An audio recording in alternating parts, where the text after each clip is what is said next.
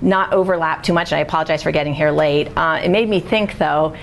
I'm running, a busy adolescent medicine clinic, and it's really crazy some days, Wednesdays especially, and like the fourth to last patient does the, "Oh, by the way, Dr. Carey, I've been hearing voices lately."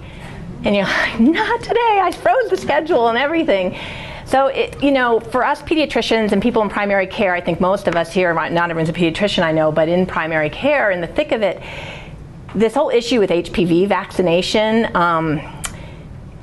it has become more and more difficult for me because you want to take the time to talk to patients about it, and mothers especially, and explain to them why it's really important. And it takes time that we don't always have.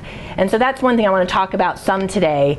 But we're really at a turning point with this vaccine, I think, because the uptake for the Gardasil, the HPV-4 vaccine, which is the vaccine that's really used in 99% of the time in this country, is really falling behind that of other adolescent vaccines, which I'll show you in one of the slides, which, the issues are not the same issues we see with vaccine hesitancy in younger kids, I don't think. I mean, some of them are, but there's still this really great suspicion of the vaccine, like that it's not safe, that my daughter doesn't need it yet, that she's never going to be sexually active. And so it really takes a lot of time, and we're really doing a disservice to our current teens by not vaccinating them now against a vaccine that protects against cancers in their lifetime, HPV-related cancers. So I'm going to really promote it as an anti-cancer vaccine, which it should be, and talk about the obstacles we're facing. And hopefully, I'm going to go over a little background. I'll skip the objectives. I'll just go right into the meat of the talk. But the main thing is the last one is to brainstorm ways to increase vaccine uptake and optimize talking to parents and patients. So why bother about vaccination and primary prevention? I always go over this at the beginning. It's an old slide, but primary prevention as a public health strategy is one of the most effective strategies we have of protecting adults and children from future disease and prolonging life. Vaccination is one of the greatest achievements of the 20th century, and we forget that in this anti-vaccine era. It's changed the whole forefront of medicine, especially pediatrics.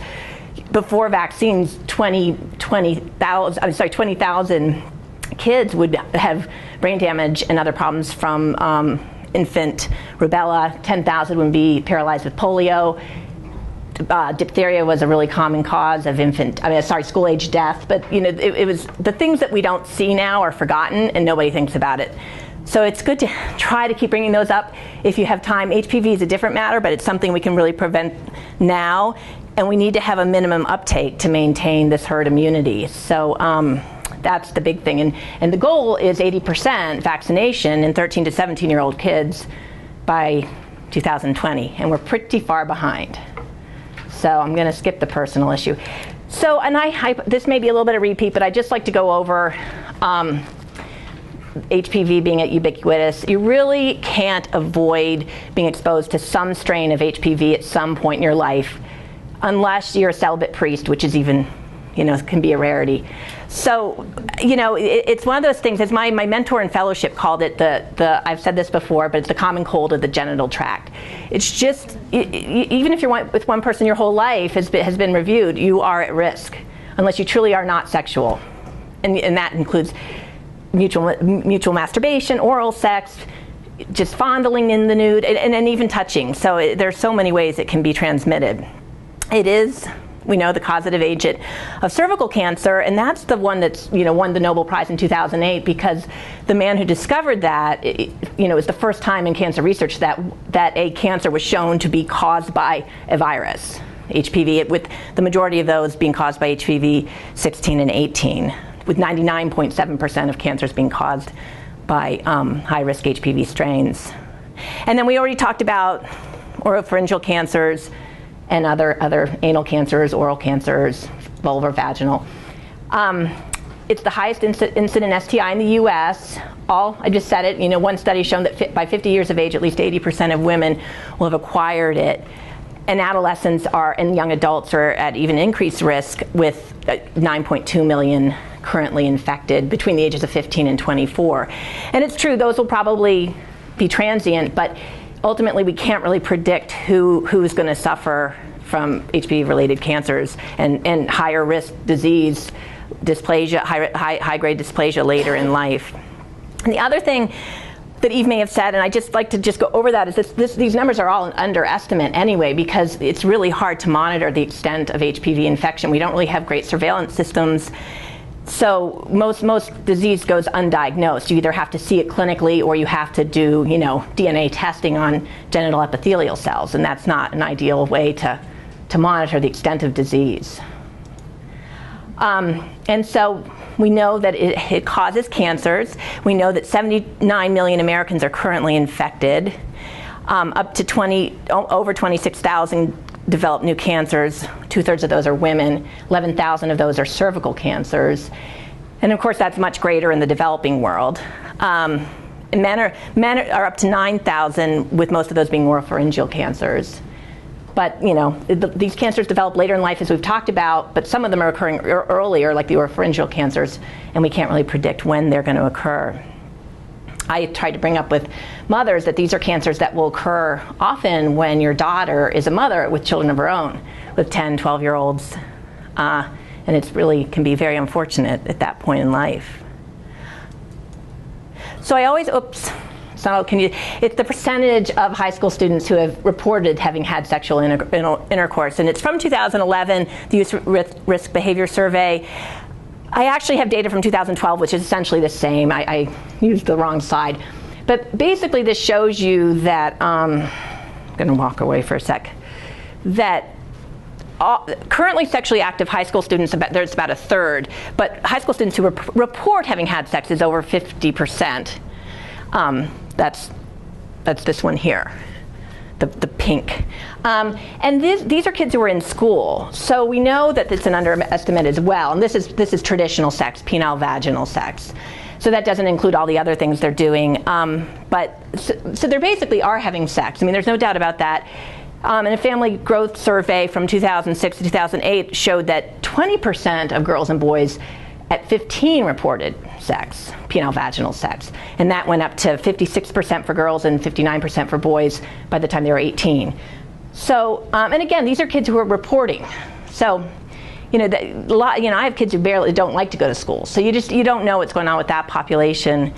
And then this is a little dated. It's 2010. It's the most recent data from the National Survey of Family Growth, but 50% or more 15 to 19-year-olds report having had some form of oral sex. And as Eve said, oral sex is really not considered sex anymore. And there have been studies at how teens look at that, and they really report that they don't see that. They're still virgins if they're having oral sex. And sometimes that's why they do it, because they don't want to lose their virginity.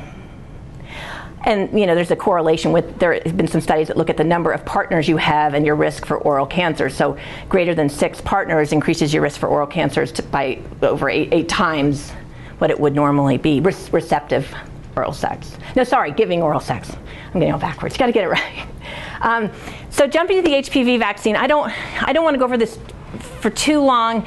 I think everyone knows there are 2, and that most of us in this country are using the quadrivalent Gardasil. And I'm just going to leave it at that. People have questions, I can come back to that. The other vaccine is highly effective also, but it's just not, the uptake hasn't been as high. And this is just to review that these vaccines are, in their efficacy studies, phase 2 and 3 were, highly efficacious. So over 93%, 98, 100, 99. For vaccine trials, that's outstanding. So there's never really been a doubt from the trials that they're effective, or efficacious, I should say. And the effectiveness data is coming in that they really are decreasing the number of precancer lesions, or HPV, high-risk HPV strains in girls who've received the vaccine. So the efficacy in males, smaller studies, the girls had like 7,000 girls in each arm of the trial, and these are based on about 46,000 males, but the efficacy is also very high for genital warts, 89%, and 75% for high-grade anal intraepithelial neoplasia. So then I'll jump more to the other stuff. So side effects, We talk about side effects a lot. The side effects we mostly see in terms of generalized symptoms in order of frequency are syncope, most common, which everyone talks about, dizziness, nausea, headache, fever, and urticaria. And then the local symptoms are more, pain is definitely something that's reported a lot, injection site pain, redness, and swelling. So, and the syncope issue does seem to be real, although I have found anecdotally that it's not any more significant than it is with other vaccines or Depo-Provera. I have a lot of people faint in my practice from, they haven't eaten. I feed my patients, I try to give them Gatorade or water, and usually that helps. But a lot of times teens come in, they haven't eaten all day, they get a shot and they pass out. So it is recommended that you watch them for 15 minutes after vaccination for any vaccine. I'll be honest, that doesn't always happen in our practice, but that's what we recommend, or that is what is recommended. And then in terms of the big stuff, the big side effects. So at this point in time, 56 million doses of HPV have been distributed. This is from June of 2006 through March of 2013.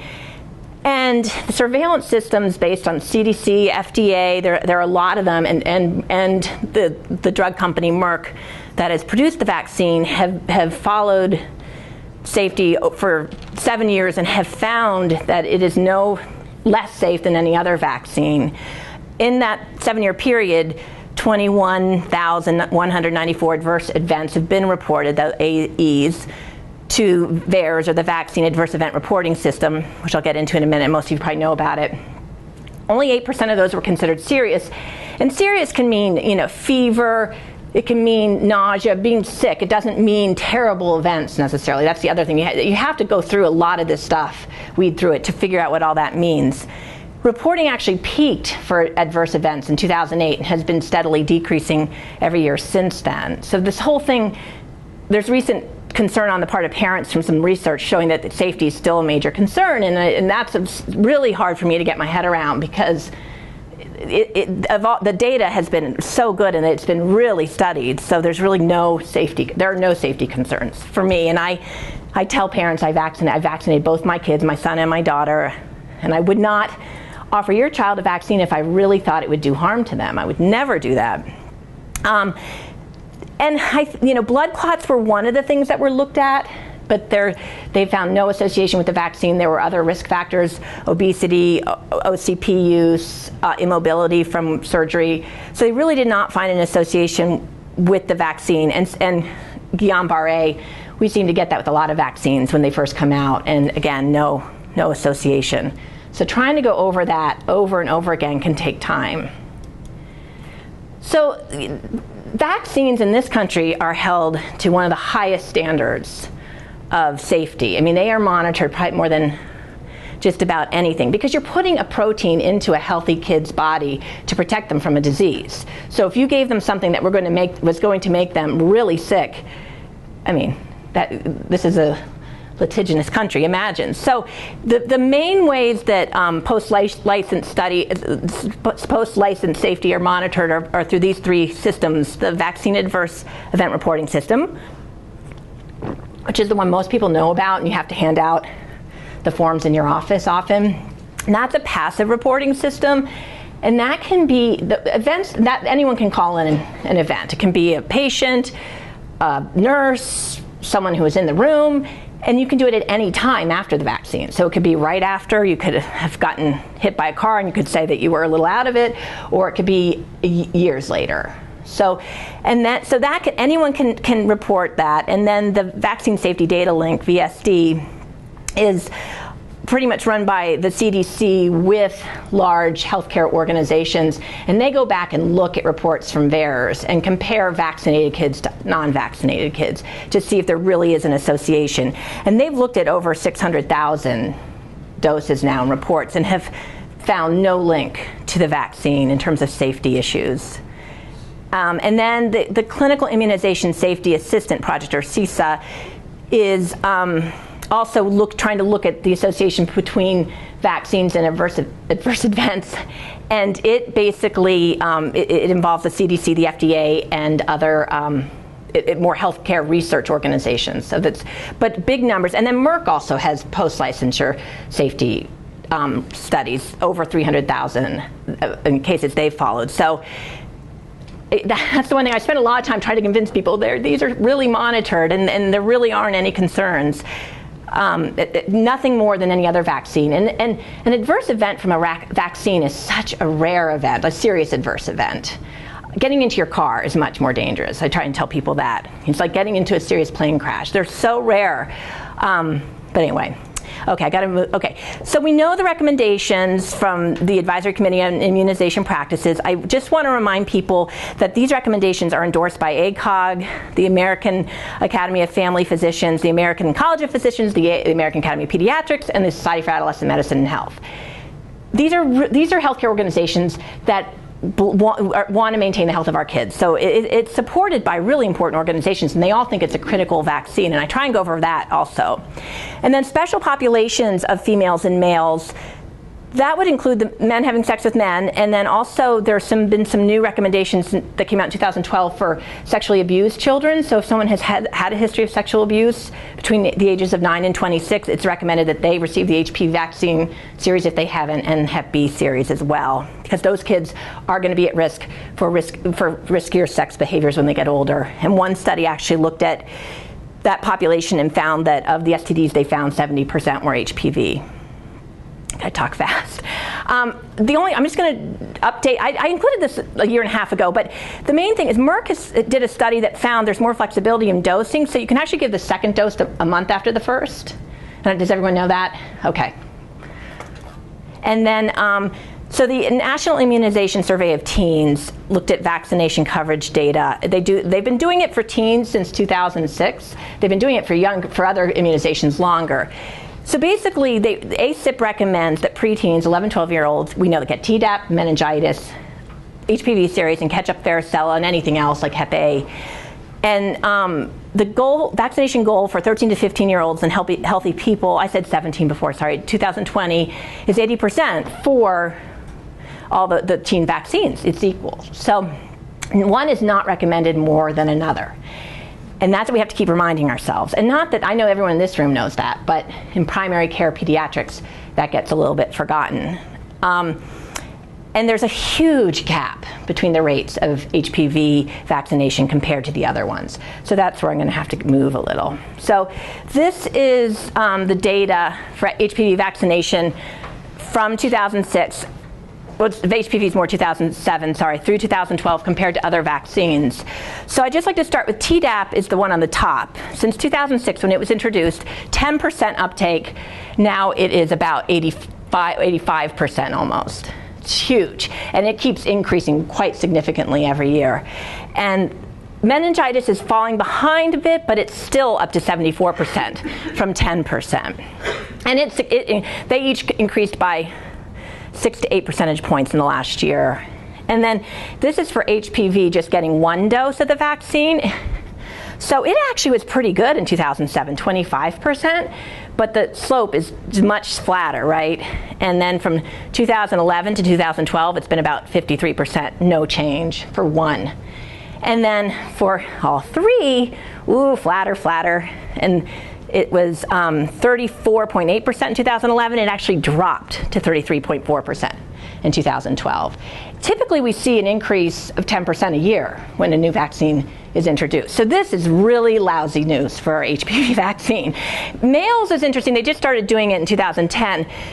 It's actually increased to almost nothing, to about 20%. And this is anecdotal. There's no research on it, but it does seem that I find mothers seem more willing to vaccinate their boys.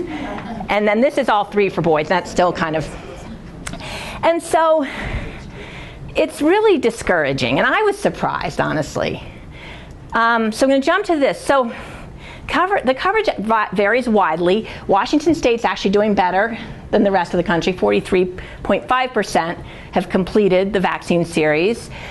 I'm going to get to the missed opportunities. There's substantial missed opportunities still occurring, again, for HPV infection.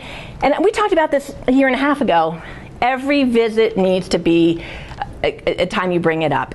A sick visit, even a low-grade fever, a cough, a cold, you can be vomiting, you can get it. I mean, if you have a really high fever and you're septic, okay, but you can get it for most of the mild illnesses I see. And it doesn't, it doesn't have to just be a well check.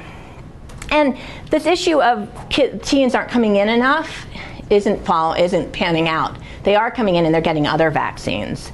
So just to go, and what brings parents in a lot for the shots is that 40 states require Tdap, including ours. So I see, I'll see them for that. So HPV is often not on their radar. That's one reason, but then they just don't want to do it. The only states requiring HPV are DC, District of Columbia, where I'm from, and Virginia. So the overall completion is lower in 1 year. And the other issue that's a big problem is that it's lower for the 11, 12-year-olds, but it's actually it's higher for 17-year-olds. That's the highest group that is completing the vaccine at 45%.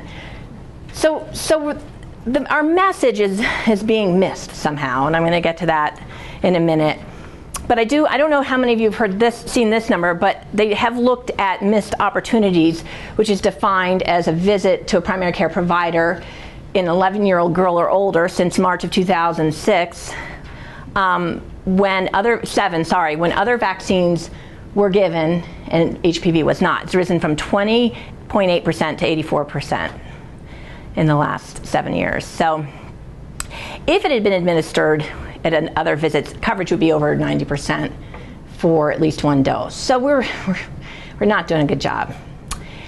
And so the most recent NIS teen survey, 2012, asked parents why they weren't vaccinating their 11, 12-year-old daughters. And 23% of parents actually said they did not intend to vaccinate in the next 12 months. So one, it's not needed. Well, that's our fault if they don't think it's needed, 19%. Not recommended, that's our fault, 14%. Safety concerns. Media is making that hard. When you look up stuff on the internet, I'll tell you some of the stuff I saw, that's 13%. Lack of knowledge, our fault.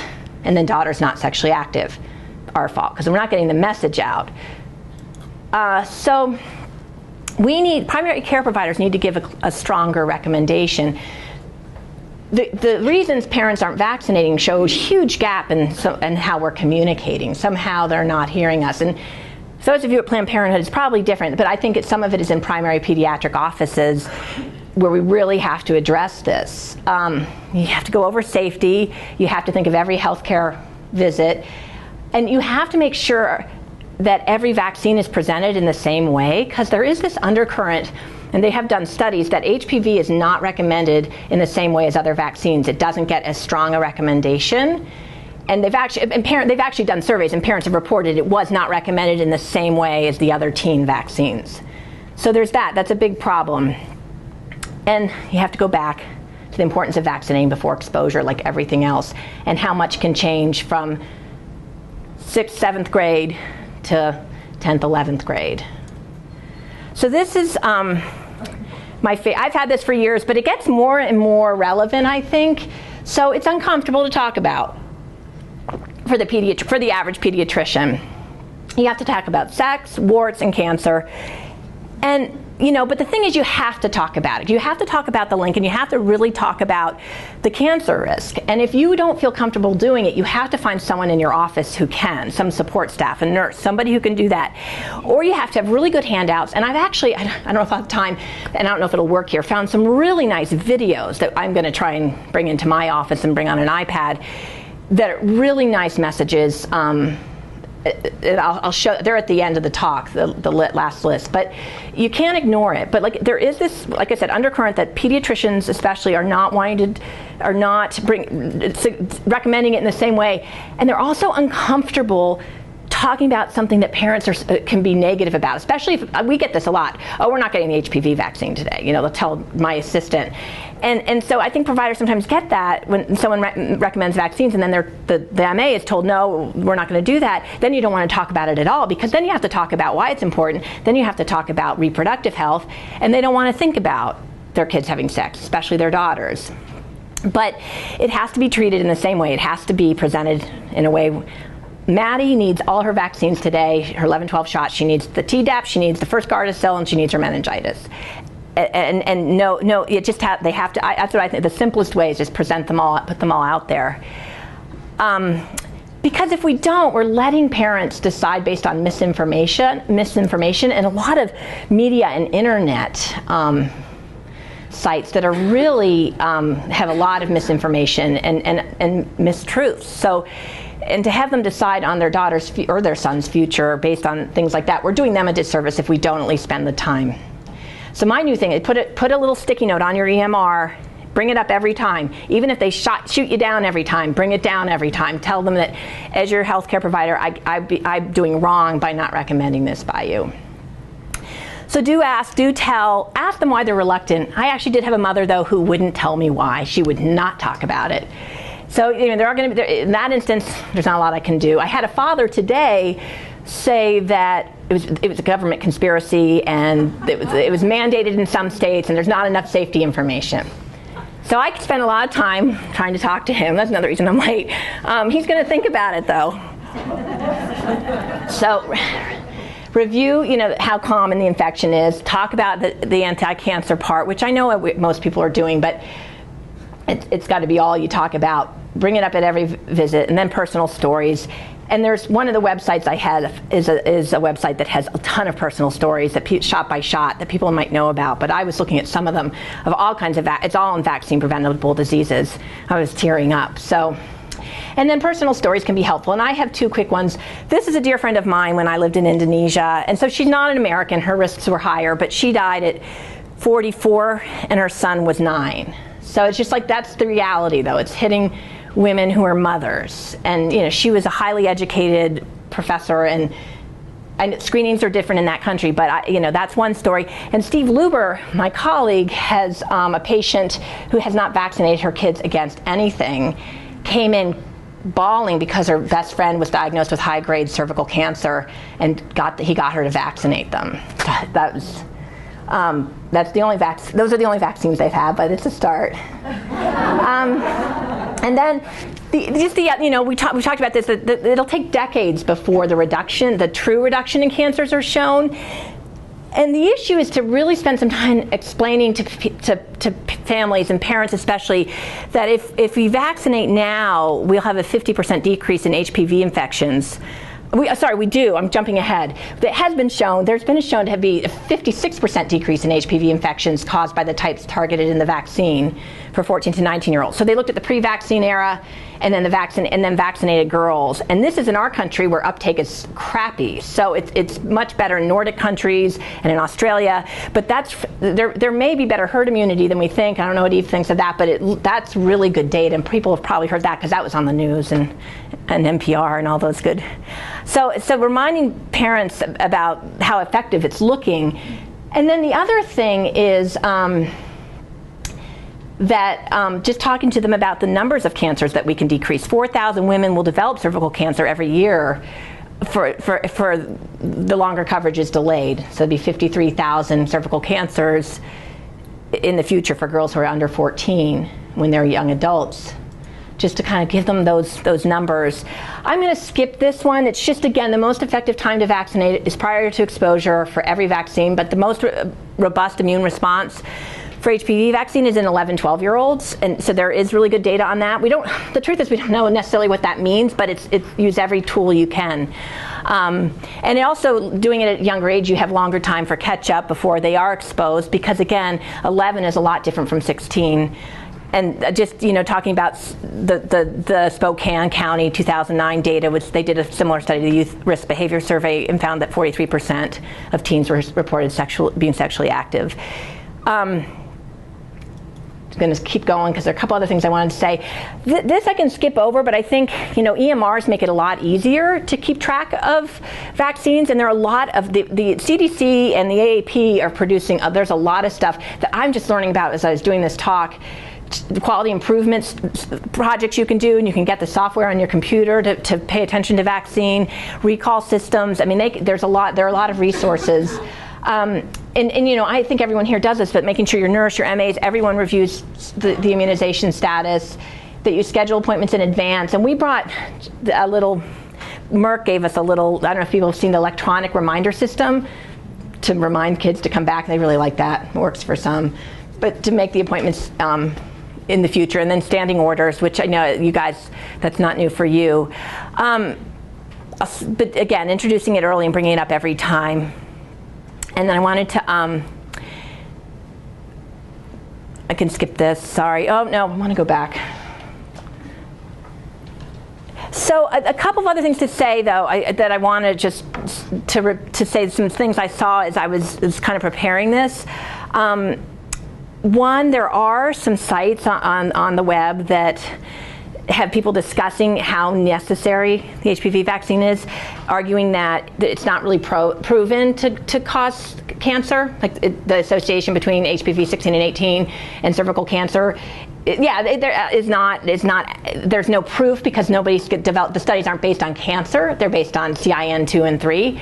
So trying to find out what your patients may be looking at that and trying to explain to them that, cervical cancer develops over time, and you need to, these are precancerous lesions, and you're not going to develop cervical cancer without these lesions. So they really are as close as we can get as to being the equivalent of cancer. And it's, again, some of the stuff I see, it's just, I'm so overwhelmed. I don't know where to begin sometimes. But I haven't heard anyone say that to me, but I was looking around on the web, and that was one of the things I saw, this whole argument that there's no proof, and they're just telling us, and it has all these side effects. And another issue is that there is a new HPV vaccine being studied in Vienna. And I don't know a lot about that. Anna actually told me about that. But it looks like in early trials, preclinical, it may be an even better vaccine in terms of greater coverage for more HPV types, high grade and low grade, and maybe even skin warts.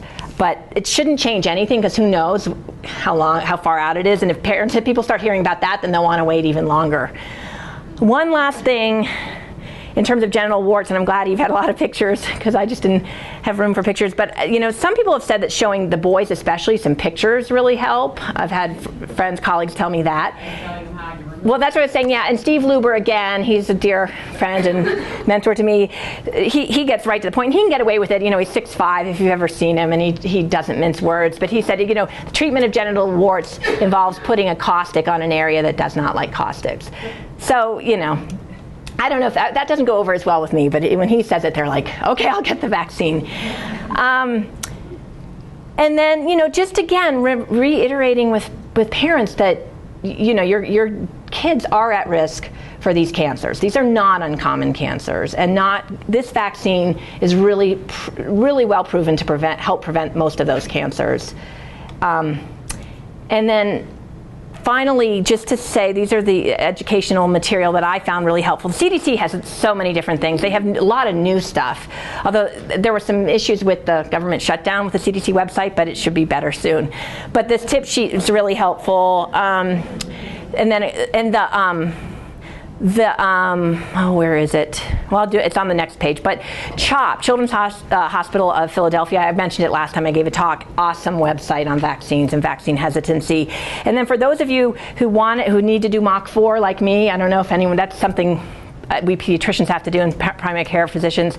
These are QI, quality improvement modules you can do actually long term to follow vaccine rates, and I'm going to look into doing that because I need to do a Mach 4 project. And then these were really great educational videos. The first one is from CHOP, and it had the website's wonderful, and then it had 4 videos, one of a physician, one of a few of parents talking about why they decided to get the vaccine, personal stories. They had their kids talking about why they decided to get it.